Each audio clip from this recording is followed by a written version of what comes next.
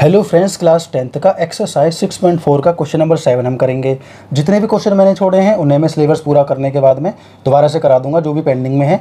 अगर आप पर वो नहीं होते हैं तो, और होते हैं तो भी मैं करा दूंगा, लेकिन अभी मुझे सिलेबस पूरा करना है, आपको सारा कॉन्सेप्ट बताना है।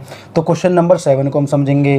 Prove that the area of an equilateral triangles described on the one side of a square is equal to half the area of the equilateral triangle described on one of its diagonals. तो ये question इतना लंबा है कि बहुत सारी चीज़ें इसने लिखने के लिए बोला है, तो हम देखते हैं। सबसे पहले समझते हैं वन बाई वन। इसने बोला है कि prove that the area of a equilateral triangle described on one side of a square is equal. सबसे पहले समझो, इसने बोला है कि एक स्क्वायर के एक साइड पर, किसी भी एक साइड पर एक इक्विलेटरल ट्रायंगल बना हुआ है। इक्विलेटरल ट्रायंगल कौन सा होता है? जिसकी सारी भुजाएं बराबर हो, जिसकी सारी साइड बराबर हों। तो पहले मैं सबसे पहले यहाँ पर बना लेता हूँ एक स्क्वायर।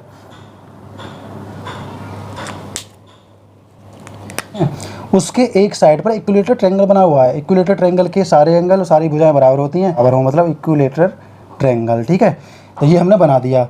उसके बाद हमें क्या करना है? फिर इसने बोला है कि एक और बनाना है इक्विलेटरल ट्रायंगल, लेकिन वो डिस्क्राइब करना है कहाँ से? डायगोनल से। तो पहले मैं डायगोनल बना लेता हूँ यहाँ पर, ऐसे डायगोनल बना लिया। अब इसी डायगोनल को बेस मानते हुए मुझे एक और ट्रायंगल बनाना है यहाँ पर, वो भी इक्विलेटरल ट्रायंगल होना चाहिए इस तरीके से। ठीक है ना, आपको बढ़िया तरीके से बनाना है, स्केल वगैरह लेके इस तरीके से।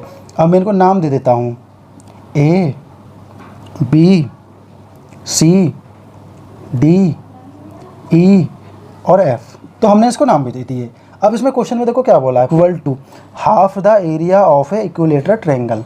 हाफ मतलब ऐसा हमें बनाना है जो इक्विलेटरल ट्रायंगल के एरिया के हाफ के बराबर हो। और मतलब ये वाला जो दिख रहा है आपको यहाँ जो बन रहा है, ये इस वाले के हाफ है ये। ठीक है ना, मतलब जो छोटा वाला जो ट्रायंगल है ये हाफ है किसके? बड़े वाले ट्रायंगल के। तो हम एक तरफ से सिचुएशन को लिखना शुरू करते हैं। देखो, एरिया है हमारा ABC का इक्वल 1/2 एरिया AFC। ठीक है, मतलब ABC का जो एरिया है AFC के एरिया से आधा है। इसका जो एरिया है आधा है किसके? इसके। ऐसा ही इसने बोला है, वो ही मैंने बताया था थोड़ी देर पहले। जो छोटा वाला जो ट्रायंगल है वो आधा है बड़े वाले ट्रायंगल के। मान लो ये 2 है तो ये 1 है, मान लो ये 10 है तो ये 5 है, मतलब आधा है। ये बात क्लियर हो गई। आगे देखो, हम लिखेंगे यहाँ पर चूँकि में क्या लिखेंगे? हमें पता है कि जो इक्विलेटरल ट्रायंगल होते हैं उसके सभी एंगल 60 डिग्री के होते हैं। तो मैं यहाँ पर वो चीज़ें लिख लूँगा, equilateral triangle equal to each equal to 60, मतलब एक एंगल 60 डिग्री का होगा। तो ABC का जो एरिया है हमारा छोटे वाले का, वो बड़े वाले का आधा है, ये हमने लिख लिया। चूँकि equilateral triangle equal to each angle 60 degree, ये भी हमने लिख लिया। तो देयरफॉर हमें पता है कि इसके सारे एंगल इक्वल होंगे, तो हम कौन से क्राइटेरियन से कर देंगे? Bye angle angle angle criterion. ठीक है, ये हमारा क्राइटेरिया हो गया। हमने ये तीनों चीज़ें लिख ली इसमें। हमें पता है एंगल एंगल से ही इक्वल होंगे, सीधा पता है, क्योंकि इक्विलेटरल ट्रायंगल जो होते हैं वो एंगल एंगल से ही इक्वल होते हैं। जब ये हो गया हमारा, तो हम यहाँ कह सकते हैं कि ट्रायंगल ABC सिमिलर है ट्रायंगल AFC के। इतना हमने दिखा दिया। ठीक है, अब इसके बाद में क्या करना? जब ये सिमिलर है तो इसकी साइड का रेशो इक्वल होगा। तो उससे पहले हम एक फॉर्मूला लगाएंगे, कौन सा वाला? एरिया ABC, ठीक है, अपॉन एरिया क्या है? AFC। यही तो निकाला था हमने ऊपर। इक्वल करना है किसी भी एक के, किसी भी एक साइड के। तो हम एक साइड कौन सी ले सकते हैं? तो हम इसकी ले लेते हैं AB अपॉन AC। तो हमने यहाँ पर ले लिया AB अपॉन AC का स्क्वायर, मतलब जो एरिया का रेशो होगा वो होगा साइड के रेशो के स्क्वायर के बराबर। इतना हमारा हो चुका। एक बहुत बेहतर चीज़ है जो मैं आपको बताने वाला हूँ। जो भी डायगोनल होता है हमारा, उसे निकालने के लिए हम क्या कर देते हैं? √2 की मल्टीप्लाई कर देते हैं उसके बेस में। ठीक है, तो हम यहाँ करेंगे AB² अपॉन 2, और यहाँ हमारा आ जाएगा AB²। तो आप समझ गए होंगे, जब मैंने √2 की अंदर मल्टीप्लाई करी होगी √2 की, तो इसके ऊपर से रूट हट गया क्योंकि स्क्वायर हट गया, ठीक है। स्क्वायर हटने के बाद में रूट हट जाएगा, तो मैंने यहाँ p से इसलिए डिनोट कर दिया। इससे क्या है, देखो एक चीज़ निकल कर आएगी, वो मैं आगे बताऊँगा।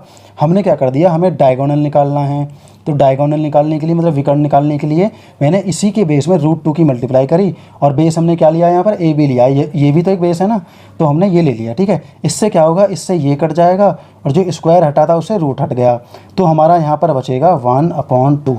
मतलब 1 जो है वो ऊपर वाले का है और 2 जो है वो नीचे वाले का है। तो यहाँ पर मैं लिख सकता हूँ, देखो area ABC upon area AFC, ठीक है, इक्वल है। ये तो इसका आंसर आ गया, मैं इसके सामने लिख देता हूँ यहाँ पर 1/2। इसका आंसर मैं यहाँ लिख देता हूँ 1/2। तो मतलब ये हो गया हमारा 1:2।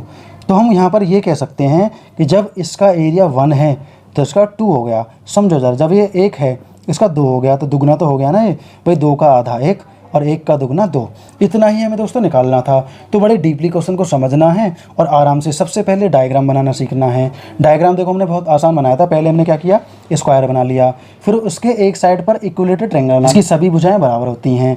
फिर डायगोनल जो विकर्ण है, विकर्ण को बेस मानते हुए फिर एक और बना लिया, इक्विलेटर। यही तो बोला था इसने ये बताया था इसके ये वाला दुगुना है, तो उसी तरीके से हमने निकाल लिया। तो ये क्वेश्चन हमारा दोस्तों यहीं पर कंप्लीट हो जाएगा।